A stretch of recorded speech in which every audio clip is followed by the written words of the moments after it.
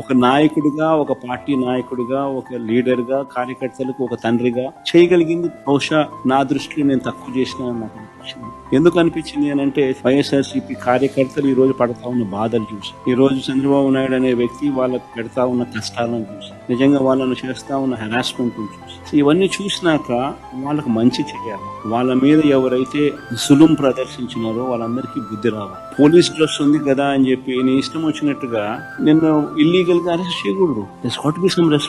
Some account of responsibility. అన్యాయం చేయబడిన వీళ్ళకు సెల్యూట్ కొట్టించి క్షమాపణ చెప్పిస్తాం. ఒకవేళ అలా చేయకపోతే చట్టం ముందు నిలబెట్టించే కార్యక్రమం చేస్తాం. ఇలా ప్రతి ఒక్కరికి కూడా గవర్నమెంట్ అంటే మీకు తోడుగా ఉంటుంది అన్న నమ్మకం కలిగించే విధంగా ప్రతి అడుగు వేస్తాం. వైఎస్ఆర్సీపీ 2 పాలన కార్యకర్తలకు భరోసాగా ఉంటుందని మాత్రం ఖచ్చితంగా